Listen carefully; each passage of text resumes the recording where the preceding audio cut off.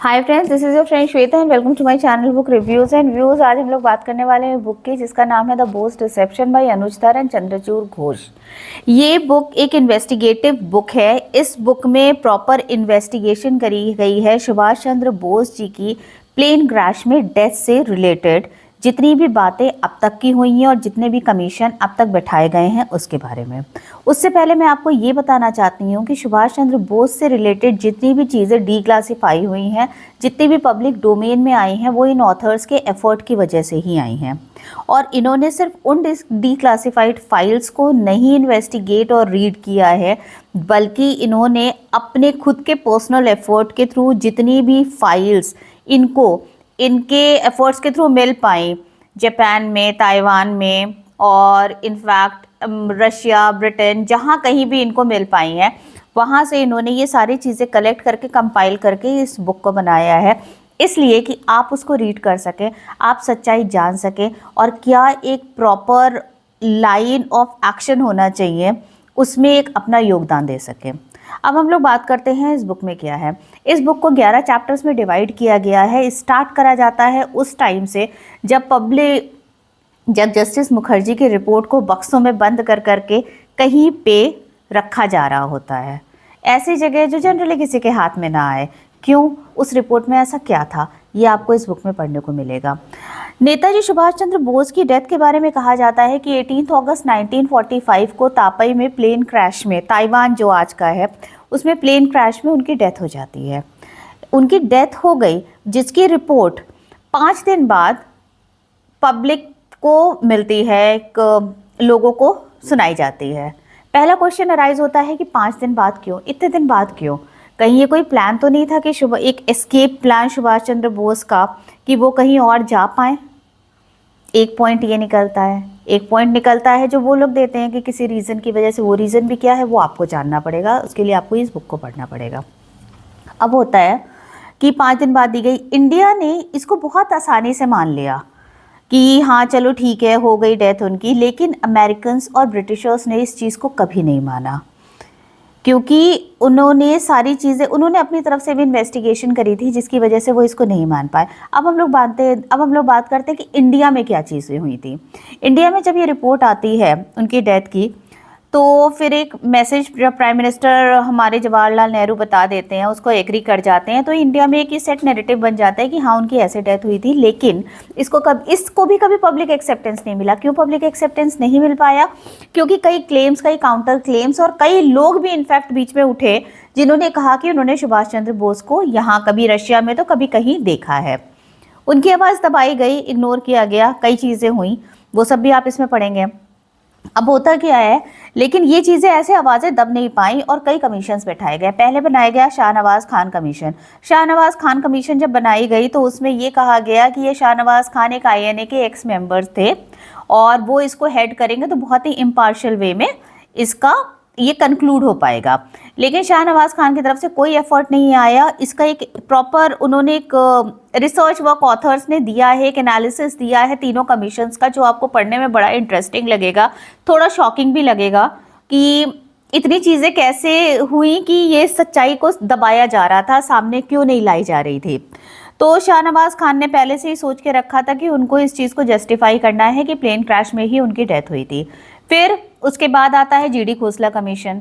उन्होंने भी same conclusion दिया कि उनकी प्लेन क्रैश में डेथ हुई थी। GD खोसला के बारे में मैं आपको बताऊं कि ये भी ICS, इनका इनकाउंटर एक बार सुभाष चंद्र बोस से हुआ था जब ये भी अपनी ICS की प्रिपरेशन के लिए वहाँ पे गए हुए थे और सुभाष चंद्र बोस उस समय ICS क्विट कर रहे थे, जो बहुत ही डिफ़िकल्ट एग्ज़ाम होता है, जनरली हर किसी के बस की बात नहीं होती। वो क्विट कर रहे थे, उनका इनकाउंटर हुआ, थोड़ी सी उनकी थोड़ी बिटर, थोड़ी सी मेमोरीज थी सुभाष चंद्र बोस से रिलेटेड।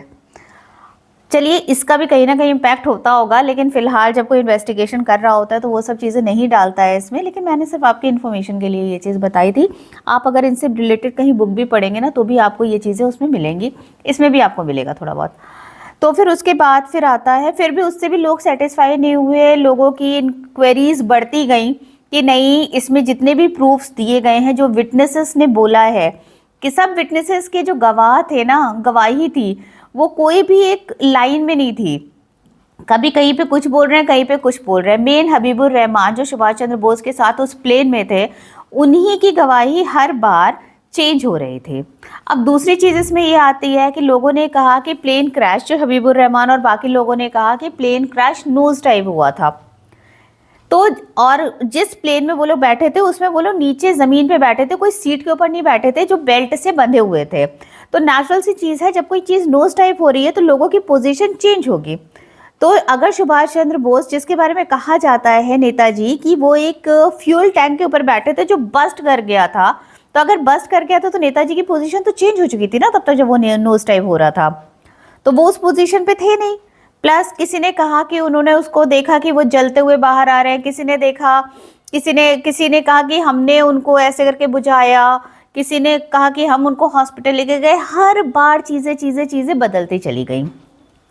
तो उसके बाद आप कैसे कंक्लूड कह रहे हो। और दूसरी चीज़, ये जो कंट्री जहाँ पे ये चीज़ हुई थी वो सारे रिकॉर्ड्स रखती है, सारे रिकॉर्ड्स उसके पास अभी तक के थे, और जितने भी प्लेन क्रैश हुए थे तब के रिकॉर्ड थे कि कितने लोग, कितने भी सिग्निफिकेंट और इनसिग्निफिकेंट लोग थे, सबके रिकॉर्ड थे जिनकी डेथ हुई थी, जो बचे थे, जिनका इलाज चला था। तो सुभाष चंद्र बोस से रिलेटेड कोई रिकॉर्ड ही नहीं था किसी के पास। ये बहुत ताज्जुब की बात थी।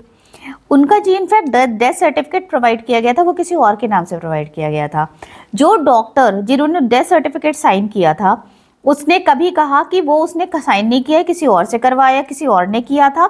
वो तो बॉडी को लेने के लिए उनको एक डॉक्यूमेंट सबमिट करना पड़ता है, इसलिए वो किसी और से सबमिट करके उन्होंने करवाया था। कोई कहीं पे भी स्टिक नहीं था अपनी बात को लेकर। प्लस उसमें जो सर्टिफिकेट, डेथ सर्टिफिकेट, पहली बात तो था नहीं सुभाष चंद्र बोस के नाम से। उन्होंने कहा, एक जना कह रहा था कि मैंने सुभाष बोस के नाम से इशू किया है, एक ने कहा नहीं इचिरो ओकारा, नाम रिकलेक्ट नहीं कर पा रही हूँ, उसके नाम से इशू किया है। लेकिन जिस बंदे के नाम से इशू किया है वो तो ऑलरेडी एग्जिस्ट, उसके कोई भी रिलेटिव उसकी बॉडी को लेने के लिए नहीं आए थे, लेकिन उसका वैसे रिकॉर्ड्स अवेलेबल था कहीं ना कहीं, मतलब वो एक एग्जिस्टिंग ह्यूमन बीइंग था कहीं ना कहीं। तो बहुत सारी चीज़ें, इतनी कन्फ्यूजन्स के साथ गवर्नमेंट ने, इतनी कन्फ्यूजन होने के बाद अगर गवर्नमेंट इस चीज़ को मान सकती है कि जो बॉडी, जिसका कोई रिकॉर्ड नहीं, जिसका कोई सर्टिफिकेट नहीं, जिसकी कोई फोटो नहीं, वो सुभाष चंद्र बोस है, बड़े ताज्जुब की बात है। फिर बैठाया गया मुखर्जी कमीशन। मुखर्जी कमीशन ने बहुत अच्छी तरह इन्वेस्टिगेशन करनी स्टार्ट करी, हर चीज़ को उन्होंने कंसिडर किया। वो इतनी इम्पार्शियल थी, लेकिन गवर्नमेंट से उसको कोई हेल्प नहीं मिली। उन्होंने जब कहा उन्हें तापे जाके इन्वेस्टिगेशन करनी है, जापान जाके इन्वेस्टिगेशन करनी है, उनको गवर्नमेंट से कोई हेल्प नहीं मिली। उन्होंने कहा रनकोजी टेम्पल में जो एशेस रखी हैं, जिसको कहा जाता है सुभाष चंद्र बोस की हैं, उसका DNA टेस्ट कराना है, उसको ओपन करके पिक्चर्स लेनी है। गवर्नमेंट ने बहुत टाइम तक मुंह बंद रखा, कोई जवाब नहीं दिया, और कोई ना कोई अड़चनें पैदा होती चली गई। अच्छा, एक चीज़ और है, इस थ्योरी को बैक करने के लिए ना कई 2 सेक्शंस डिवाइडेड हैं बोस फैमिली के अंदर ही। एक थे शरद बोस, सुरेश बोस और सुभाष चंद्र बोस जी की वाइफ एमिली शंकर, जो कभी भी प्लेन क्रैश थ्योरी को जिन्होंने कभी नहीं माना। और एक सेक्शन है आज की जो जनरेशन, आज की जो nephew, great granddaughters, even उनकी अपनी डॉटर, जो लोग प्लेन क्रैश को बैक करते हैं। कंफ्यूजन्स, लेकिन सच्चाई में भी वो जानना नहीं चाहते, क्योंकि उनको कहीं ना कहीं कोई पॉलिटिकल बेनिफिट मिल रहा है, कांग्रेस से जुड़े हुए हैं। देखिए, ये सब चीज़ें इतनी कॉम्प्लिकेटेड होती है ना कि इसके बारे में कोई बोलने से भी थोड़ा घबराता है, डरता है कि किसके ऊपर किस तरीके से तलवार लटक जाए, कुछ पता नहीं होता है। चलिए फाइनली हम लोग बैक टू बुक पे आते हैं। बैक टू बुक में ये है कि एक प्रॉपर एनालिसिस है जो आपको एक सोचने पर मजबूर करेगा कि सच्चाई क्या है। अब रिकमेंड क्या कर रहे हैं और रिक्वेस्ट क्या कर रहे हैं ऑथर आपसे, कि जो मुखर्जी कमीशन ने जो कंक्लूजन्स दी थी कि सुभाष चंद्र बोस की प्लेन क्रैश में डेथ नहीं हुई, इसको एक्सेप्टेंस मिले, क्योंकि हर चीज़ उन्होंने बहुत तरीके से समझाई। उन्होंने जो विटनेसेस थे, एक्चुअली नेताजी के बारे में ये भी कहा जाता था कि वो रशिया से निकल के इंडिया वापस आ गए थे 1950s में, फिर अयोध्या में रह रहे थे सीक्रेटिव मॉन्क की तरह, जो पब्लिक में नहीं आते थे, लोगों के सामने नहीं जाते थे, और लोगों ने बाद में उनका नाम गुमनामी बाबा रख दिया। उनका नाम नहीं था गुमनामी बाबा, लोगों ने नाम रख दिया, और जो गुमनामी बाबा जिनको कहा जाता है वही नेताजी थे। इसके कई प्रूफ भी मिले थे। जब उनकी डेथ के बाद 1985 में, उनकी डेथ के बाद जब रूम को वो किया जाता है, उसमें से रिकॉर्ड्स, उसमें से चीज़ें देखी जाती हैं, फोटोग्राफ्स माता पिता की, सुभाष नेताजी के, और भी कई चीज़ें, handwriting, taste of books and all, कई चीज़ें ऐसी मिलती हैं जिससे ये बहुत ईजिली कंक्लूड होता है कि नेताजी डिस्गाइज में रह रहे थे इंडिया में, जिनको लोगों ने गुमनामी बाबा नाम दिया, बाद में वो नेताजी थे।